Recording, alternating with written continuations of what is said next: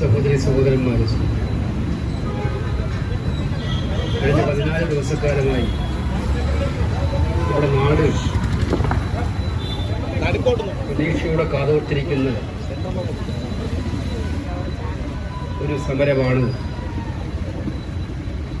സെക്രട്ടേറിയറ്റിന് മുന്നിൽ നടക്കുന്നത്. ഒരുപാട് സമരങ്ങൾ കണ്ട മേഖലയാണ് നമ്മുടെ സെക്രട്ടേറിയറ്റിൽ. പക്ഷേ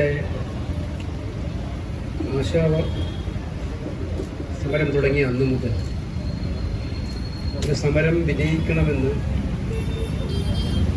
നമ്മുടെ രാജ്യമാകെ ആഗ്രഹിക്കുന്ന ഒരു സമരമായി ഈ ആശാ സമരത്തെ മാറ്റിയെടുക്കാൻ നിങ്ങൾക്ക് കഴിയും. എന്തുകൊണ്ടാണ് ഒരു സമരം വിജയിക്കണമെന്ന് പൊതുജനങ്ങൾ ആകെ ആവശ്യപ്പെടുന്നത്?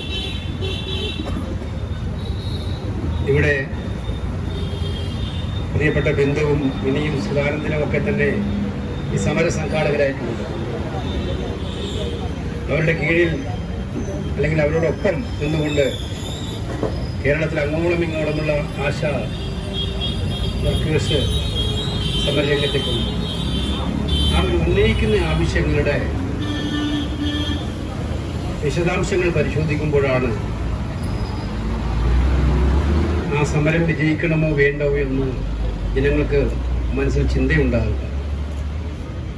ഞാൻ ആലോചിക്കുകയായിരുന്നു, ഞാൻ കഴിഞ്ഞ 10-25 വർഷത്തിലധികമായിട്ട് ഒരു ജനപ്രതിനിധിയായി പ്രവർത്തിക്കുകയാണ്.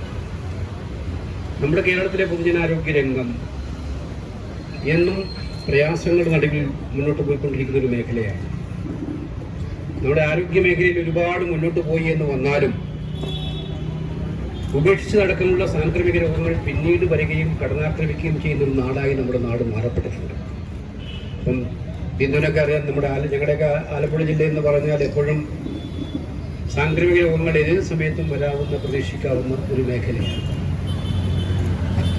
അവിടെ പൊതുജനാരോഗ്യത്തിൻ്റെ മെച്ചപ്പെടലിന് ഏറ്റവും കൂടുതൽ പങ്കുവച്ചത് ആരാണെന്ന് ചോദിച്ചാൽ, ഒരു ഫസ്റ്റ് ഹാൻഡ് ഇൻഫർമേഷൻ കൊടുക്കാൻ പറ്റുന്ന ആളെന്നതിൽ എനിക്ക് പറയാൻ പറ്റും, അതിൽ ഏറ്റവും കൂടിയ പങ്കുള്ളവരാണ് ആശാ വർക്കേഴ്സ് എന്നുള്ളത്. അവർ ശമ്പളത്തിന് വേണ്ടി മാത്രം ജോലി ചെയ്യും. നമ്മുടെ നഴ്സുമാരെ കുറിച്ച് പറയാറുണ്ട്,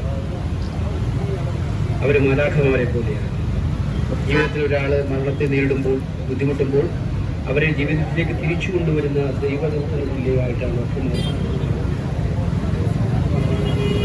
ആശാ വർക്കേഴ്സ് ചെയ്യുന്ന ജോലി, അവരുടെ സമീപനം കേരളത്തിലെ പൊതുജനാരോഗ്യ മേഖലയെ നമ്മുടെ ഈ വീമ്പ് പറയുന്ന മന്ത്രിമാർക്കൊക്കെ വീമ്പ് പറയാൻ അവസരം ഉണ്ടാക്കി കൊടുത്തതിൽ ഒരു വലിയ പങ്ക് വഹിച്ചവർ ആശാ വർക്കേഴ്സ് ആണെന്നുള്ളതാണ് സത്യം. ഇന്റർനാഷണൽ സ്റ്റാൻഡേർഡിലേക്ക് ഉണ്ട് എന്നൊക്കെ പറഞ്ഞ് മുന്നോട്ട് കൊണ്ടുപോയതിന് താഴെത്തട്ടിൽ ഫീൽഡിൽ പ്രവർത്തിച്ചവരെല്ലാം ആശാ വർക്കേഴ്സ്. ഞാനിത് പരിശോധിക്കുകയായിരുന്നു കഴിഞ്ഞ കുറച്ച് ദിവസക്കാലം. ഞാൻ സമരം ചെയ്യുന്നതിനിടയിൽ തന്നെ ബിന്ദുവിനെ വിളിച്ച് ഈ കാര്യങ്ങളെക്കുറിച്ച് മനസ്സിലാക്കാൻ ശ്രമിച്ചിരുന്നു. നമ്മുടെ എല്ലാ ഇതിപ്പോൾ ഇന്ന് സമരം തുടങ്ങിയതുകൊണ്ട് മാത്രമല്ല, എൻ്റെ പാർലമെൻറ്റ് പ്രസംഗങ്ങളുടെ റെക്കോർഡ് എടുത്ത് പരിശോധിച്ച് നോക്കിയാൽ എല്ലാ പാർലമെൻറ്റ് പ്രസംഗങ്ങളിലും മിക്കവാറും ചോദ്യങ്ങളിൽ ആശാ വർക്കർമാരുടെ കേന്ദ്ര സർക്കാരിൻ്റെ ഭാഗത്തുള്ള സമീപനം കുറച്ചുകൂടി ഉദാരമാക്കണമെന്ന് ആവശ്യപ്പെടാറുണ്ട്.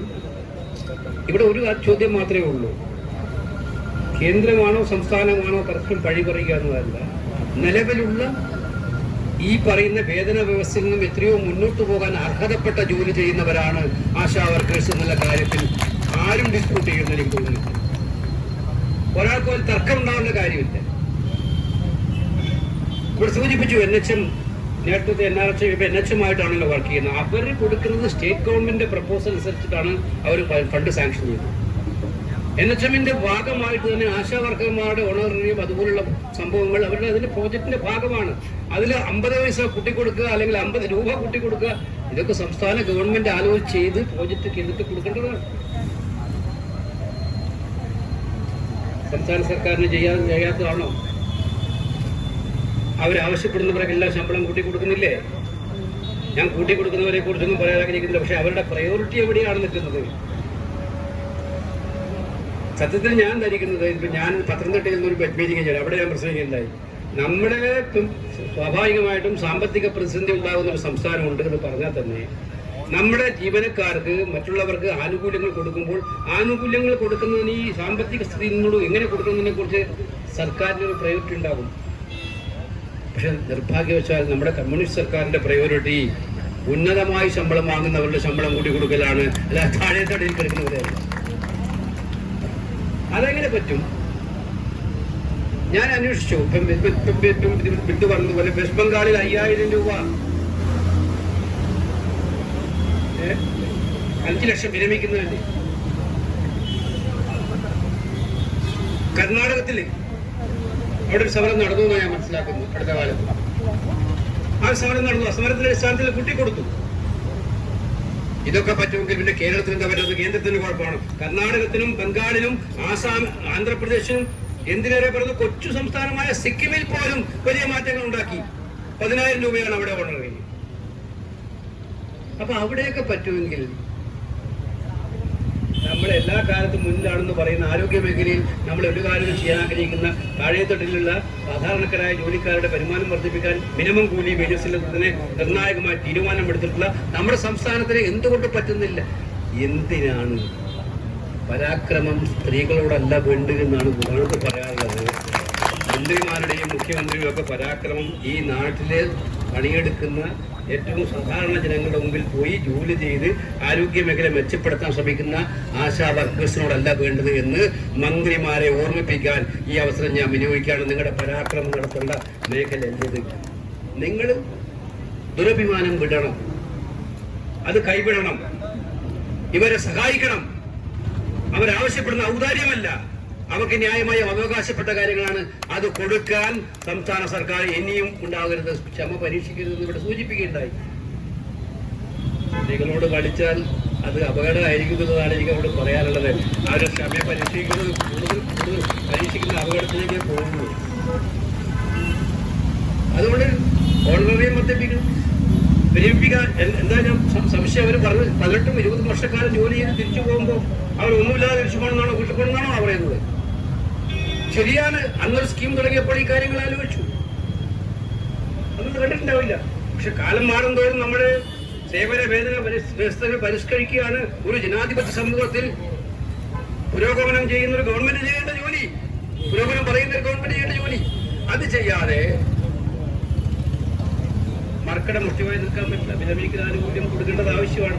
പിന്നെ നേരത്തെ സൂചിപ്പിച്ചതുപോലെ ഈ ജോലി ചെയ്യുന്നവർക്ക് റിസ്ക് ഫാക്ടർ ഉണ്ട്, അല്ലാത്തവർക്കുണ്ട്.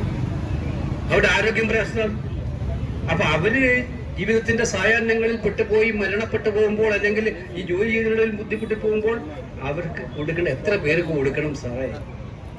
നിങ്ങൾ എന്തെല്ലാം പൈസ ആർക്കെല്ലാം കൊടുക്കുന്നുണ്ട്? MLA മരിച്ചാൽ പോലും അവരുടെ ആശ്രിതർക്ക് നിങ്ങൾ എത്രയോ സൗകര്യമുള്ളവർക്ക് നിങ്ങൾ കൊടുത്തിട്ടുണ്ട്. സർക്കാർ ഖജനാവിൽ നിന്നും ക്യാബിനറ്റ് യോഗം കൂടി സ്പെഷ്യൽ പാസ്സാക്കി കൊടുത്തിട്ടുണ്ട്.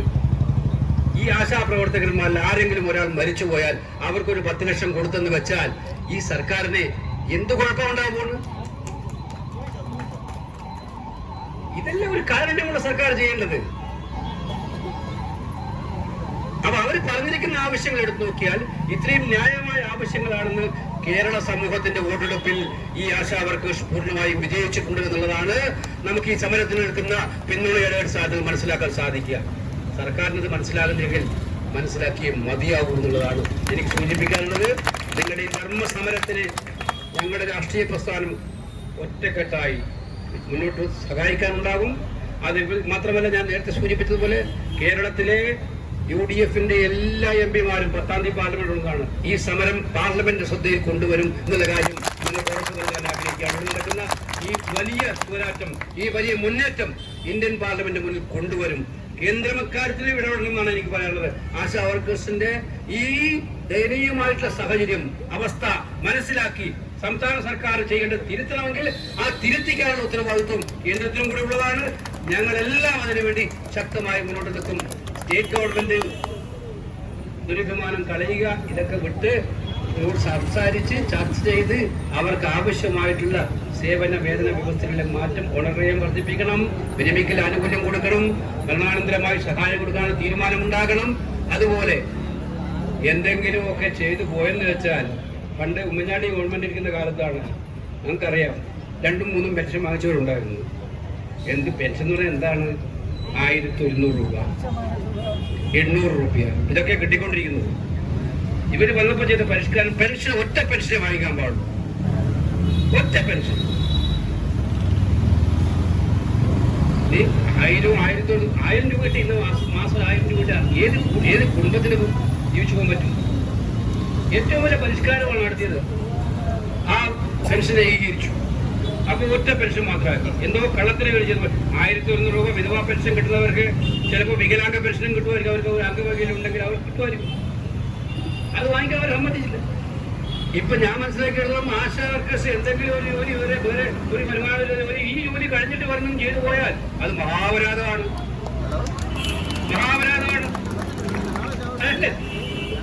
നിങ്ങൾക്ക് നിങ്ങളുടെ ജോലി ചെയ്യല്ലേ വേണ്ടത്. അല്ലെങ്കിൽ അതല്ല, എക്സ്ക്ലൂസീവായി ആശാ വർക്കർമാർ ഇതേ ചെയ്യാൻ പാടുള്ള ഞാൻ അംഗീകരിക്കുന്നു. അപ്പൊ അവർക്ക് ഈ ഡിമാൻഡിന്റെ എല്ലാ ആനുകൂല്യങ്ങളും അവരുടെ കയ്യിലെത്താൻ അവർക്ക് നിയമപരമായ പരിരക്ഷയുണ്ട്. അവർക്കതിന് നിയമപരമായ പരിരക്ഷയുണ്ട്. ഗവൺമെന്റ് മറ്റൊരർത്ഥത്തിൽ പറയുന്നത് നിങ്ങൾ സർക്കാരിന്റെ ഔദ്യോഗികമായ ജീവനക്കാരാണ് എന്നാണ് പറയുന്നത്. അതുകൊണ്ടാണല്ലോ മറ്റു ജോലിക്ക് പോകാൻ പാടില്ലാതെ പറയുന്നത്. അത് കൊടുക്കണ്ടേ? ഈ ന്യായമായ കാര്യങ്ങൾ നടപ്പിലാക്കാനുള്ള തീരുമാനം സർക്കാർ എടുക്കണമെന്നാണ് എനിക്ക് അഭ്യർത്ഥിക്കാനുള്ളത്. കോൺഗ്രസ് പാർട്ടിയുടെ സമ്പൂർണ്ണ പിന്തുണ ഐക്യജനാധിപത്യയുടെ പിന്തുണയും ഈ സന്ദർഭത്തിൽ അറിയിച്ചുകൊണ്ട് ഈ സമരം വിജയത്തിലേക്ക് നീങ്ങേണ്ടത് ഈ നാടിന്റെ ആവശ്യമാണ്. ഈ സമരം വിജയിക്കേണ്ടത് നാടിന്റെ ആവശ്യമാണ്. കേവലം കേരളത്തിന്റെ ആരോഗ്യ മേഖലയെ ഇഷ്ടപ്പെടുന്നവർ, കേരളത്തിന്റെ പൊതുസമൂഹത്തിന്റെ ആരോഗ്യത്തെക്കുറിച്ച് ചിന്തിക്കുന്നവർ ഒട്ടാകെ ഈ സമരത്തെ പിന്തുണക്കും. നിങ്ങളുടെ വിജയത്തിനു വേണ്ടി മുന്നോട്ട് വരും. ആ വിജയത്തിന്റെ പ്രവർത്തനത്തിൽ നിങ്ങൾക്ക് എല്ലാവിധ പിന്തുണയും വാഗ്ദാനം ചെയ്തുകൊണ്ട് എന്റെ വാക്കുകൾ അവസാനിപ്പിക്കുന്നു. നമസ്കാരം.